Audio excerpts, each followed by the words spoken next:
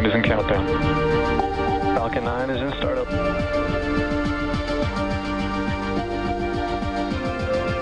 Dragon, SpaceX, go for launch.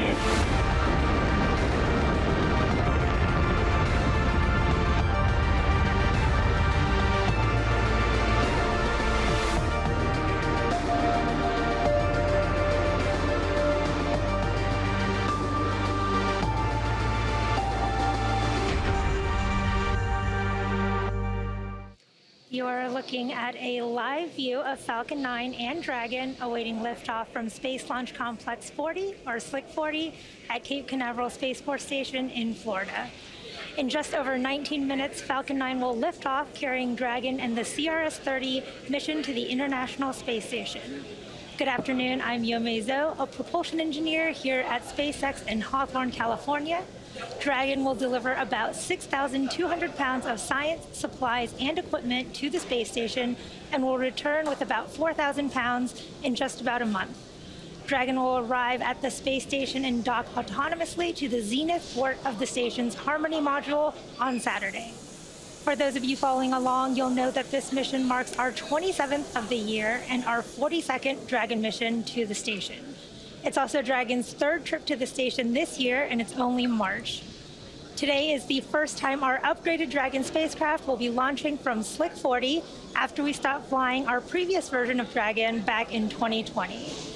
To support our growing launch manifest, we've made new upgrades to Space Launch Complex 40, including a brand new tower and access arm, which enables more efficient late load operations as well as human spaceflight missions. The new crew arm allows Dragon flexibility to switch between pads LC-39A and SLC 40 for all missions. In addition to the crew access arm, the teams have recently added 2 emergency egress chutes to provide an additional way to rapidly evacuate the tower. Teams tested the new emergency chutes for the first time earlier this month.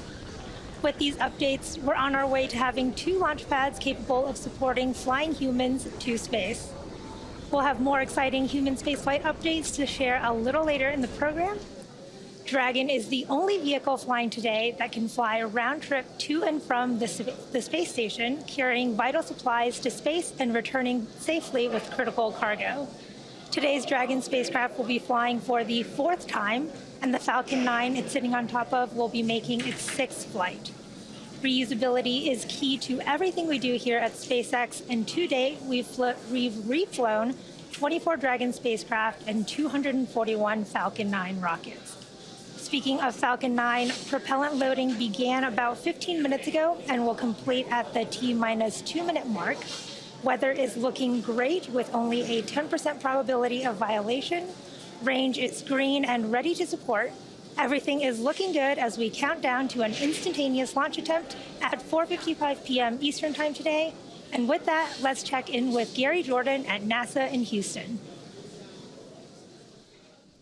Hey, Yome, it is great to be with you. I'm here at NASA's Mission Control Center in Houston, Texas, where flight controllers are looking after the orbital laboratory that is the ultimate destination after Dragon's launch today, the International Space Station. We're watching today's launch closely and working with the teams with you there in Hawthorne, California, as well as Falcon 9 teams at Kennedy's Space Center in Florida, following the launch criteria. As of this moment, the teams here in Mission Control Houston are go for launch. The International Space Station is ready to receive Dragon and the 3 tons of cargo on board. You'll see 2 flight directors in Houston today. There on screen is Flight Director Diane Daly and Nicole McElroy. Lots going on in this room and aboard the International Space Station today, and teams are following along in the action. Just this morning, the scheduled launch of the Soyuz MS-25 was automatically scrubbed by ground support equipment due to a low voltage reading in the Soyuz rocket electrical system at the Baikonur Cosmodrome in Kazakhstan. NASA astronaut Tracy Dyson, with her counterparts, Soyuz Commander Oleg Novitsky and spaceflight participant Marina Vasilevskaya, have since safely egressed or exited the Soyuz spacecraft and left the launch pad, and are safely back at the Cosmonaut Hotel crew quarters as teams evaluate another launch attempt. Meanwhile, here in Houston, teams shift focus to watch the countdown towards the launch of Dragon on top of Falcon 9 for NASA's SpaceX 30th Commercial Resupply Services mission. To dive a little deeper into the vehicles of this launch, I'll turn it back over to Yome in Hawthorne. Yome. As we continue to count down, let's take a closer look at the vehicles that will be taking CRS-30 to the space station today. Sitting atop the Falcon 9, the Dragon spacecraft and its trunk stand over 26 feet tall. The nose cone opens shortly after launch to expose the forward bulkhead thrusters and docking mechanism that will connect with the station. Dragon is headed for the Zenith docking port on the station, which was just vacated by Crew 7, which came home last week. Dragon's trunk holds solar cells, which power Dragon while it's in free flight. The trunk can also carry unpressurized cargo, which it will be doing today.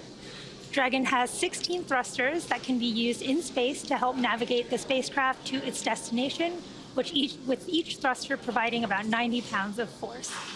The Dragon spacecraft has played a significant role in advancing our future in space by safely transporting crew and cargo to and from the space station.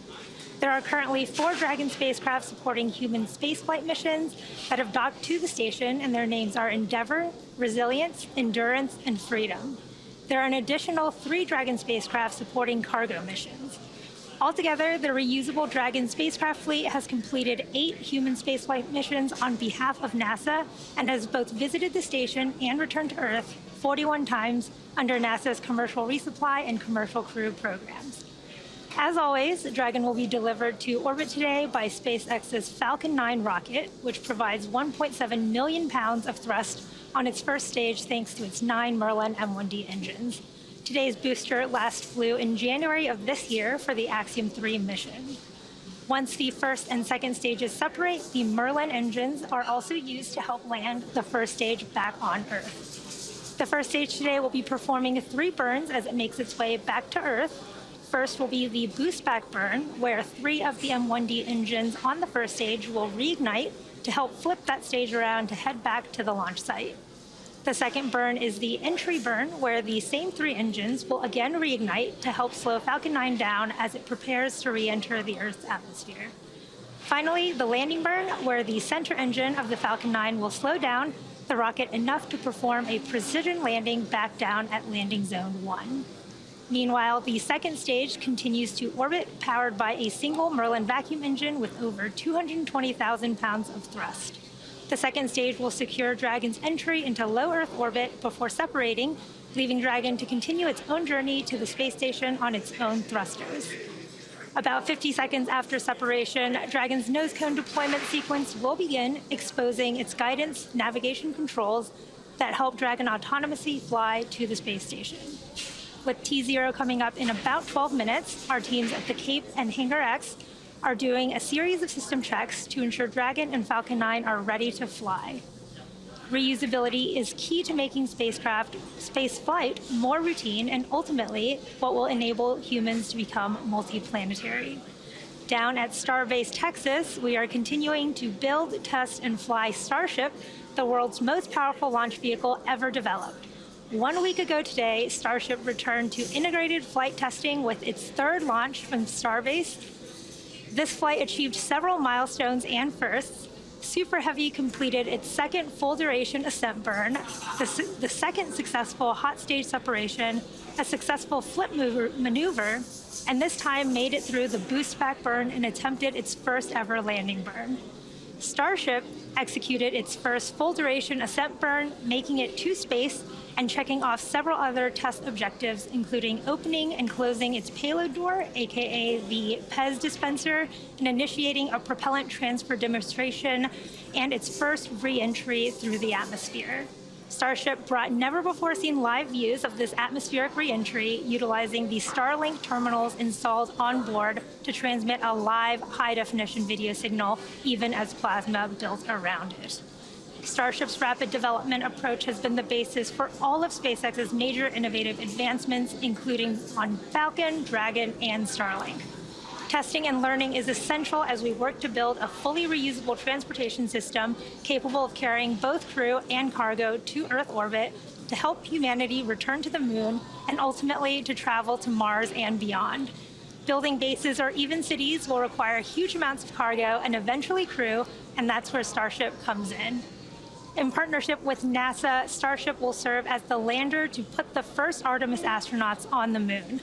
The vehicle will perform one uncrewed demonstration flight before the Artemis 3 mission, which will be the first human surface expedition since 1972.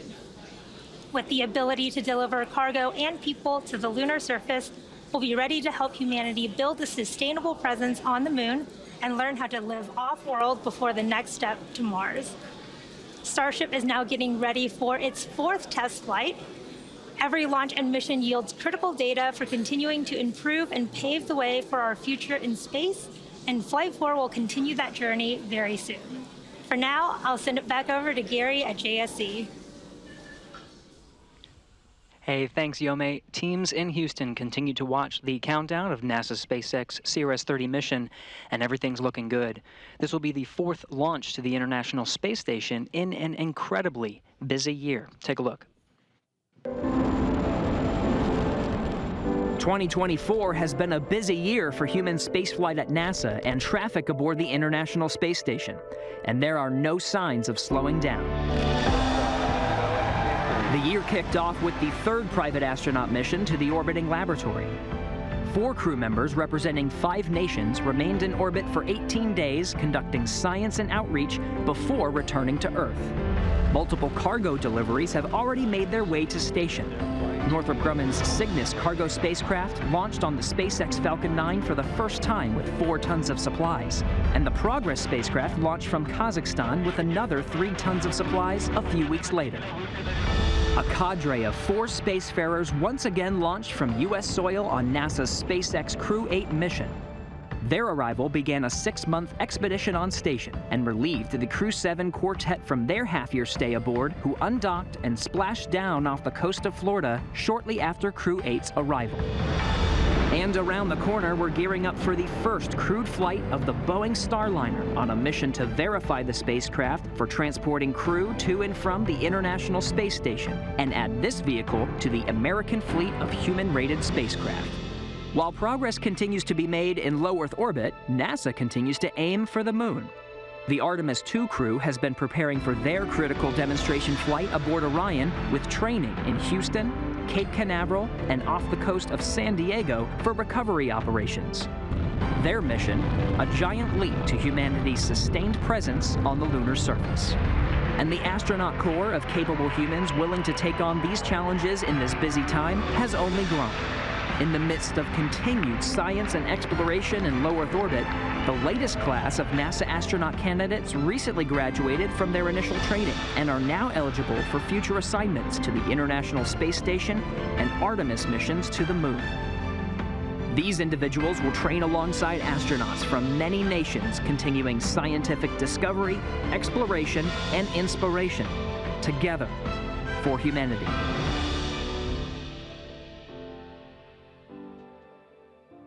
Continuing scientific discovery is enabled by missions like today. Dragon's about to bring up 3 tons of cargo, much of which includes scientific hardware and samples. The microgravity environment of the space station not only allows for a unique perspective from which to observe physical and biological phenomenon, but it serves as a test bed for improving technologies and capabilities that can send us farther into the solar system and advance our lives right here on Earth.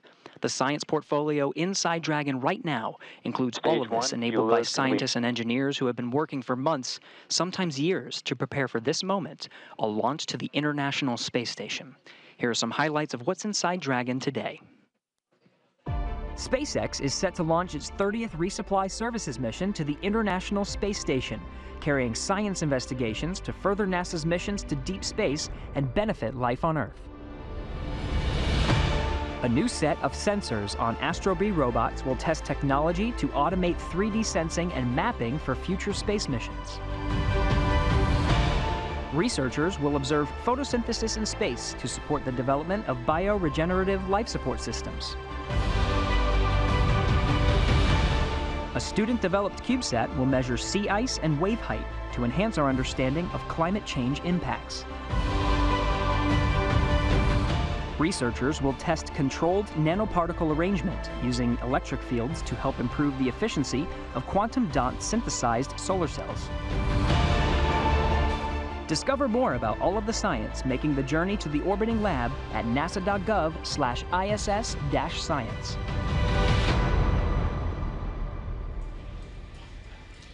Here at just about T-minus 5 minutes, all systems are currently a go for an on-time liftoff.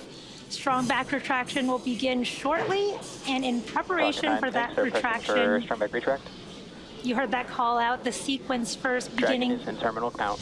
beginning, strong back retraction has begun. You'll see the clamp arms on the second stage just below Dragon beginning to open, and then the strong back will recline away from Falcon 9. That transporter erector, which is that large truss structure to the left of Falcon 9, is what will retract. Strong back is retracting. In preparation for liftoff, and you heard that call out that the strong back is retracting. You can see those clamp arms opening just below Dragon as well.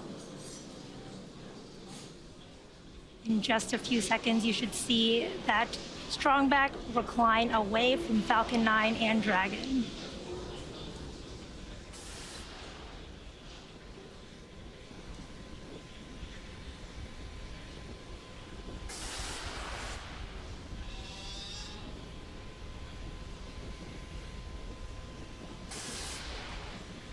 There you can see the strong back slowly leaning away from Falcon 9 and Dragon. Over to you, Gary. That's right, after strong back retract, we're still counting down, about to approach 3 minutes, 30 seconds to launch. At this time, the fuel and oxidizer inside the first stage are fully fueled. Fuel inside the second stage is already at max capacity, and we're just topping off the liquid oxygen on the second stage, which should wrap up topping about T-minus 2 minutes. Now again, we're green, we're tracking good weather, 90% go. Beautiful skies there at the Kennedy Space Center and Cape Canaveral Space Force Station. Now, for some reason we do not launch today, there is a backup opportunity tomorrow, March 22nd, 4:29 p.m. Eastern. At T-minus 60 seconds, Falcon 9 will be in startup. This means the rocket's autonomous internal flight computers will take over to the launch countdown. There you go. LOX load in stage 1 is complete. Counting down to T0 at about T-minus 2, the Merlin 1D engines will light for liftoff. The vehicle continues to be healthy, and Falcon 9 team is tracking no issues. Currently, the weather is green, and the range is ready to support a T0 at 4:55 p.m. Eastern Time. We have a 90% probability of launch today based on weather, and in these last few minutes, Falcon 9 is performing the final health checks on its primary communications, avionics, and propulsion systems in preparation for flight. We'll have that LOX load call out complete here shortly.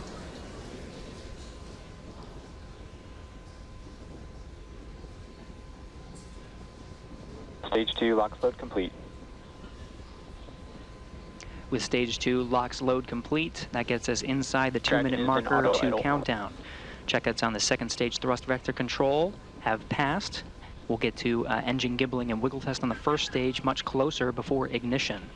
At the time of launch, the International Space Station will be flying 260 statute miles over the border of Mexico and Guatemala. Now, we are just about 20 seconds from T-minus 1 minute, where the Falcon 9 will be in startup, and the onboard flight computers will take control of the countdown. Dragon will also transition to internal power at this time.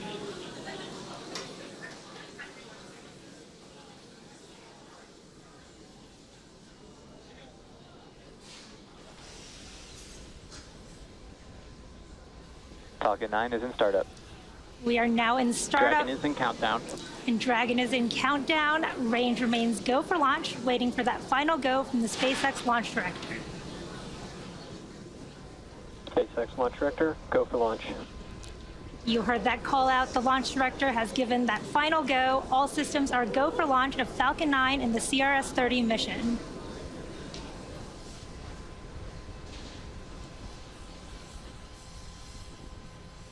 T-minus 30 seconds.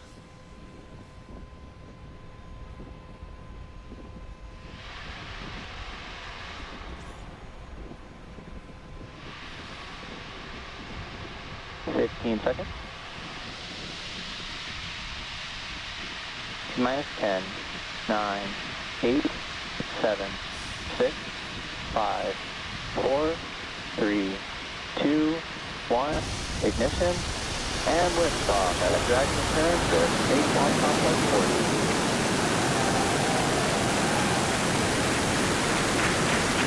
Tons of science and cargo take flight on NASA's SpaceX 30th Commercial Resupply Services mission.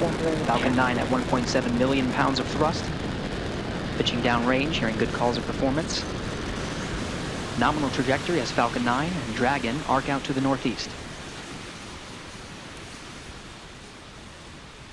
Falcon 9 has successfully lifted off from Slick 40 at Cape Canaveral Space Force Station.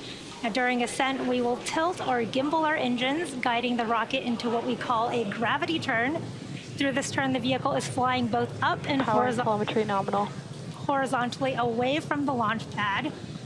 Now, this rocket typically needs to go about 17,500 miles per hour horizontally in order to make it to orbit and avoid being pulled back down to Earth. So moments ago, we did throttle the engines down in preparation for max Q, or maximum aerodynamic pressure, in just a couple seconds. Max Q. There was that call out for max Q. And coming up, we have a few events in quick succession, starting with main engine cutoff, followed by stage separation, second engine startup 1, and the start of the boost back burn for the first stage. MVAC is chilling. There's the call out. The MVAC engine on the second stage is chilling in, getting ready for startup. Now, the first of these events is main engine cutoff, or MECO, where the 9 Merlin 1D engines on the first stage will shut down in preparation for stage separation, which is where stage 1 and 2 will separate from each other, with the first stage making its way back down to Earth and the second stage performing second engine start 1, which is where we ignite that single Merlin vacuum engine on board the second stage.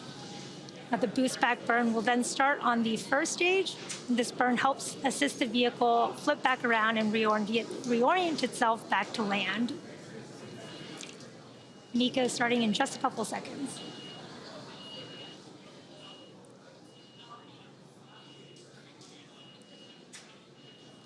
MECO. Stage separation confirmed.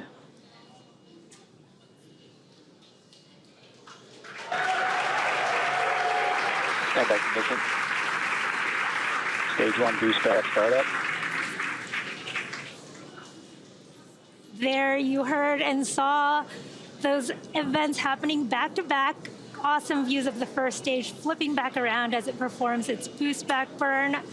Again, we had main engine cutoff of the first stage separation, second engine start on the second stage, and that first stage doing the awesome flip as it starts its boost back burn. Now, this burn is a little under a minute, so we have about 20 seconds left in this burn. And about 3 minutes after that, we will have 2 additional burns on the first stage to prepare to land back at landing zone 1 at Cape Canaveral. We are at T plus 3 minutes and 30 seconds here in today's mission. CRS-30 is SpaceX's Stage 1 boost back shutdown. There's that confirmation for the boost back shutdown of the first stage. Nominal trajectory. And a nominal trajectory. As again, CRS-30 is SpaceX's 27th launch this year. And we are coming up on the entry burn of the first stage, as well as second engine cutoff. On those live views of the first stage, you can see the attitude control system creating those beautiful puffs of white gas. And that's nitrogen from the cold gas thrusters of the attitude control system. And around T plus 6 minutes and 30 seconds, you should see on your screen the first stage's entry burn. And for the entry burn, we relight 3 of the M1D engines on the first stage, starting with the center engine 9, followed shortly by engines 1 and 5, which slows the vehicle down as it passes back into the Earth's atmosphere. We need to slow down to reduce re-entry forces, which helps us to recover and reuse the first stage.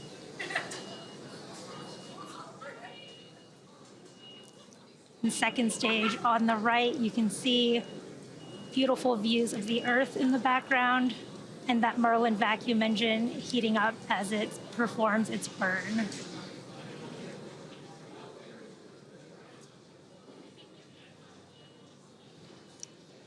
Again, we are a little over a minute to the start of our first stage entry burn. You can see the first stage on those live views on your left with 2 of the 4 hypersonic grid fins deployed, helping steer that first stage down as it makes its way back home to Earth.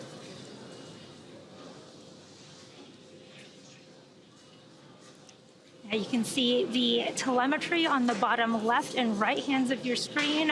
The right-hand side is the second stage carrying our Dragon capsule, and the left-hand side is the first stage.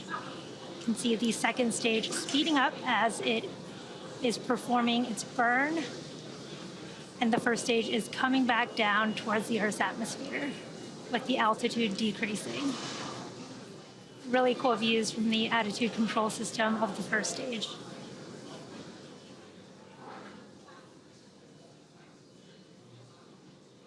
Just about 20 seconds from the start of our first stage entry burn, we should be able to see really cool views of that burn from those views on the left of your screen.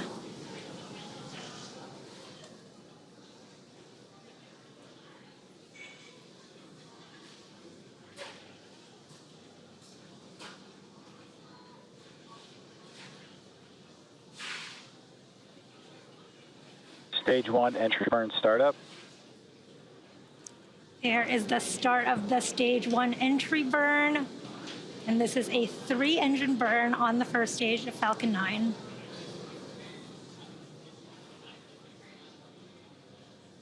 Stage 1 entry burn shut down. There you Stage saw 1 FTS has safed. really cool views of the end of the first stage entry burn and Both the flight stages nominal trajectory.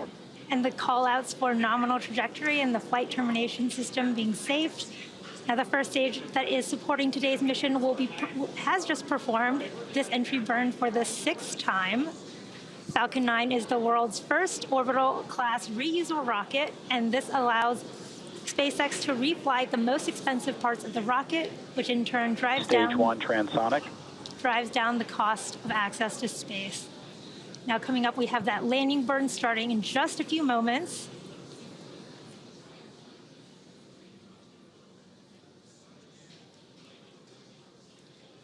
There's the start Stage 1 landing burn. of that landing burn. Really cool view of Cape Canaveral coast. Stage 1 landing leg deploy. Wow, wonderful views of that first stage Stage 1 landing. landing confirmed. Back at landing zone 1, looking pristine there, and there you have Terminal it. guidance. That landing marks SpaceX's 286th recovery of an orbital class rocket, including the first stage landings for Falcon Stage 9 2 FTS has safed. and Heavy. You heard that call out that stage 2 FTS is safe, getting ready for second engine cutoff here in just under 10 seconds.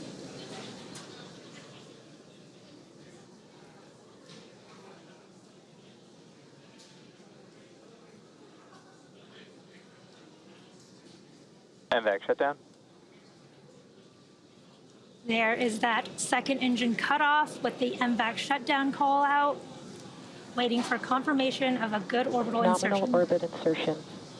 There is that confirmation of good orbit.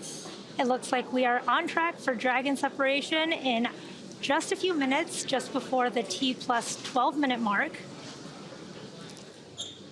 It has been a great launch so far. As I mentioned earlier, today's launch was the first for our upgraded Dragon to be flying from Slick 40 after we stopped flying the older version of Dragon back in 2020.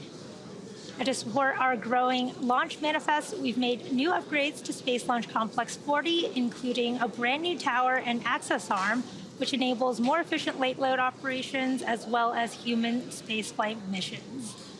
Now, with these updates, we are on our way to having 2 launch pads capable of supporting flying humans to space.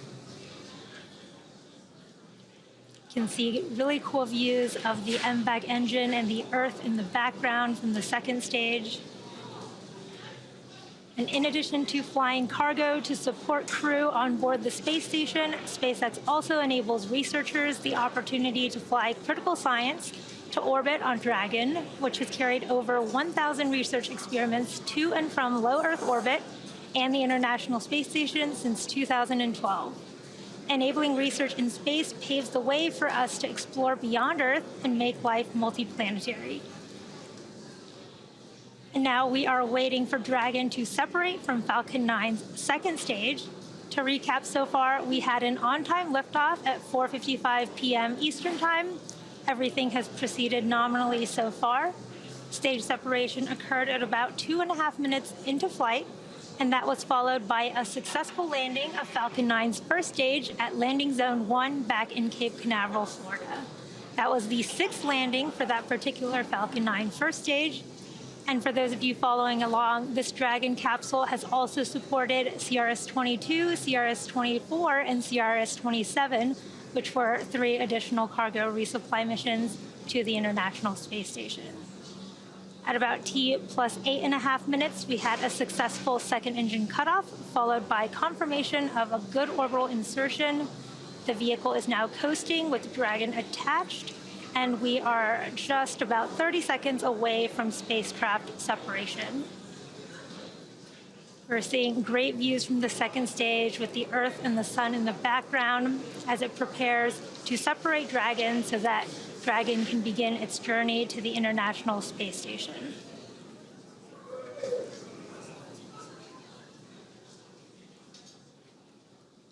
Just a few seconds from payload deployment.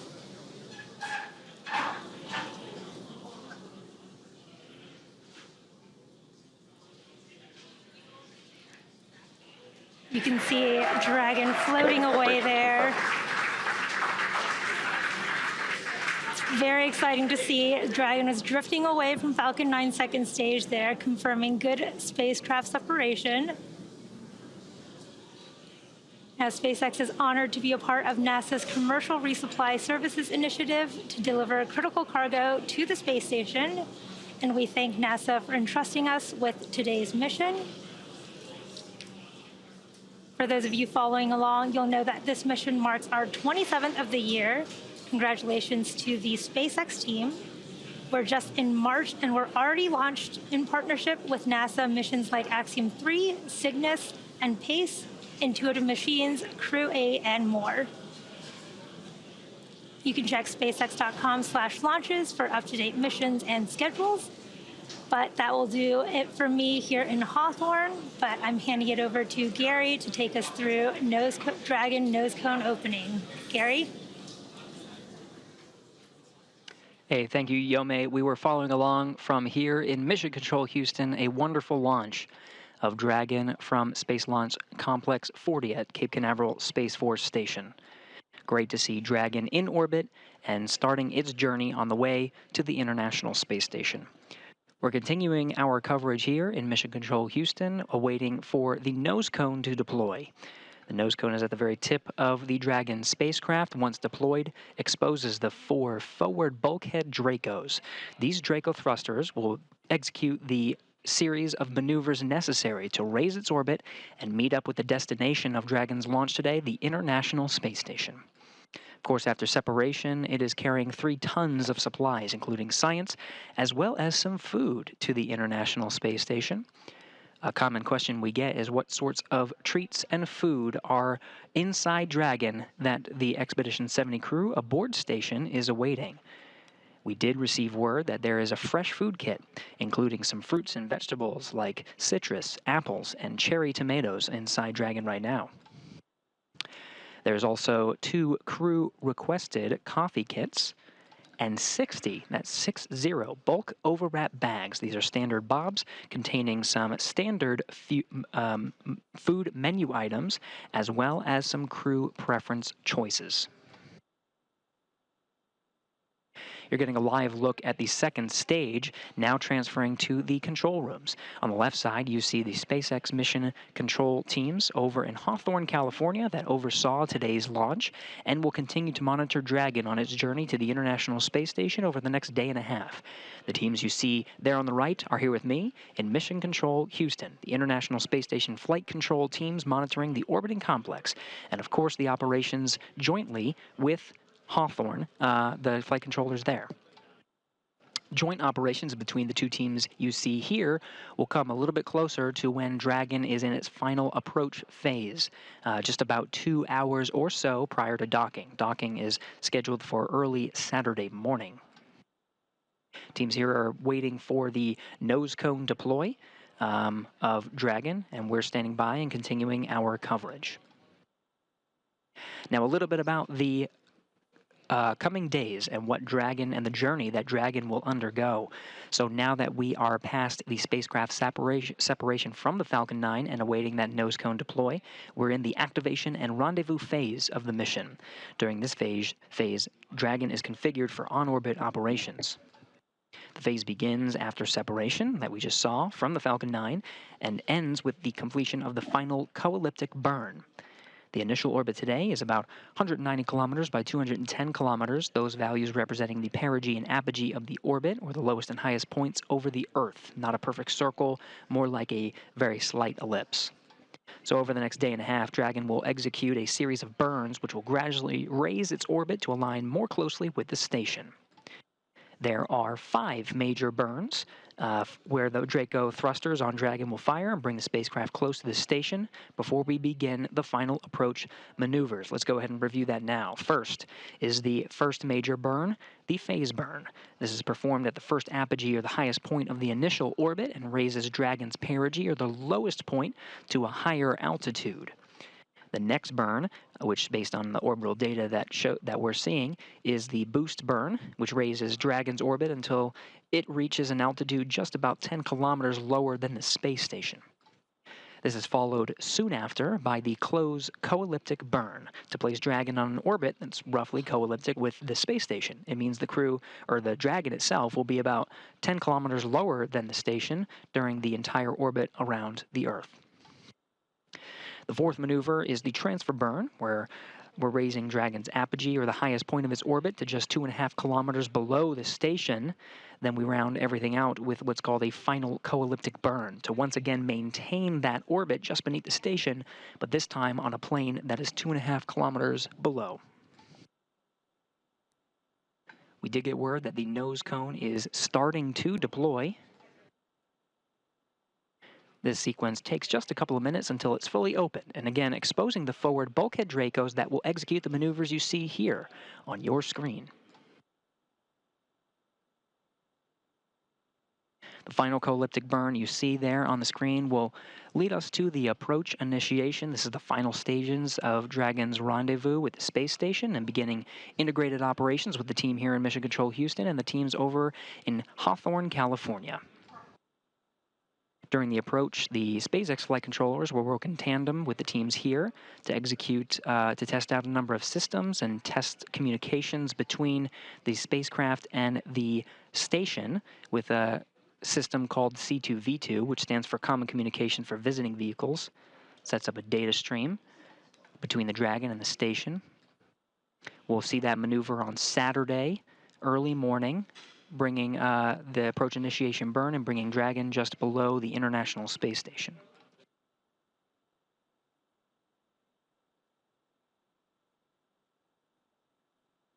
Teams you see here on your screen are monitoring the Dragon after its separation.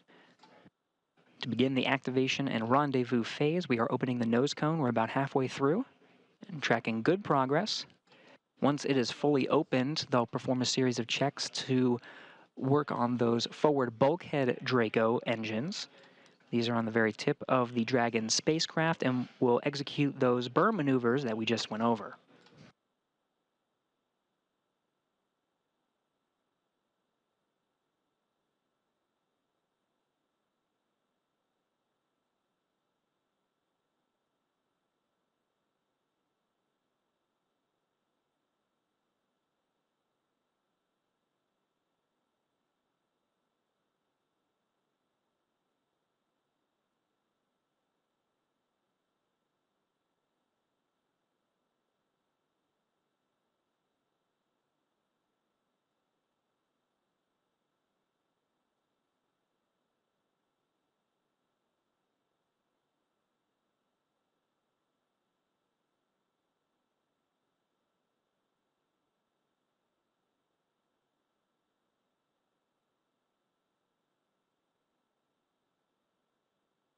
20 minutes after the launch of NASA's SpaceX 30th Commercial Resupply Services mission. Still continuing to follow along, the teams here are monitoring the opening of the nose cone at the end of the Dragon spacecraft, again exposing those forward bulkhead Dracos. We'll continue to cover this mission until that is fully open.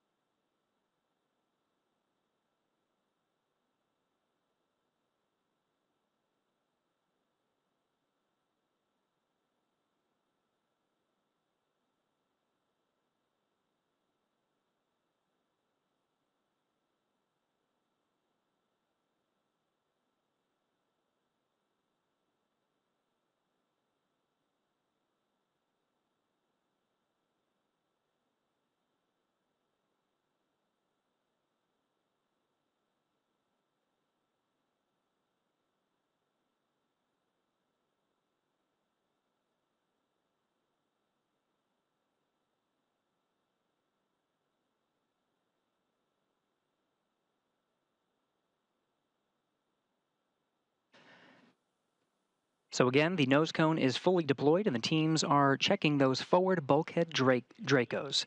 That'll begin the sequence in that activation and rendezvous phase to begin the series of 5 major burns to raise Dragon's orbit and get closer to the International Space Station. So now that the nose cone is deployed, Dragon is ready for those phasing burns, as I mentioned, to the International Space Station. With a successful orbital insertion, I'm now joined on the phone by Christy Duplishin, Deputy Manager of the International Space Station Transportation Integration Office. Christy, thank you so much for joining us. Thanks. It's good to be here. Hey, Christy, you had the pleasure of being at the Kennedy Space Center for launch. What was going through your mind as you witnessed yet another cargo mission successfully launch into orbit? Oh, my. Yes. Even though it's the 30th cargo mission for SpaceX, it never gets old. I do still get nervous before each mission. And I think back to something one of my mentors said when I worked flight control back in the shuttle days. He said, if you're not nervous before a launch, then you aren't remembering what it means to do this. And so I think that sums up how I felt. And before each mission, regardless of how many times it happens, and I was adequately nervous.